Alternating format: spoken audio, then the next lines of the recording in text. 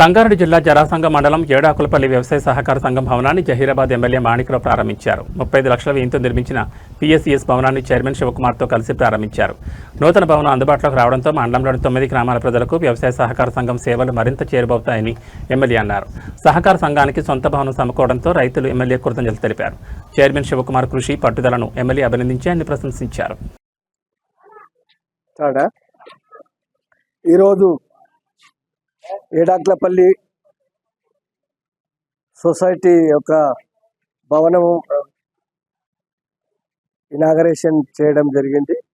ఇది గతంలో 2024 అప్పటి నుంచి కన్స్ట్రక్షన్ మొదలై ఇది చీలమాడి గ్రామ రెవెన్యూ పరిధిలో ఉన్నది కాబట్టి దీన్ని ఇక్కడ ఈరోజు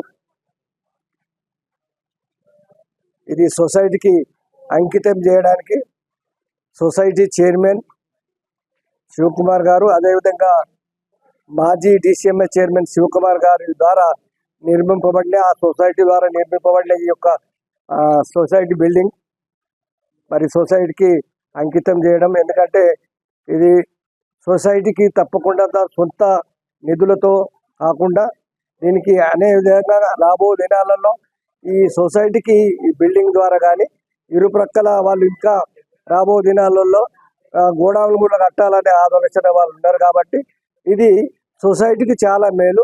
మరి ముఖ్యంగా రైతులకు యొక్క ఉపయోగపడే ఈ యొక్క సొసైటీ రైతులు ఒక దగ్గర కూర్చొని ఈ రకంగా విత్తనాలు కావచ్చు, ఎరువులు కావచ్చు, రకరకాల మరి అవసరతలను బట్టి రైతులు కూర్చొని మాట్లాడే అవసరం ఉంటుంది. కాబట్టి నిజంగా ఏదైతే సొసైటీ ఏడాకులపల్లి సొసైటీ సభ్యులకి మరి ముఖ్యంగా సొసైటీ చైర్మన్ శివకుమార్ గారికి వారి ప్రయత్నంలో భాగంగా ఈరోజు ఇది ఈ రకంగా భవనము అవతరించి మరి సొసైటీకి అంకితం చేయడం జరిగింది.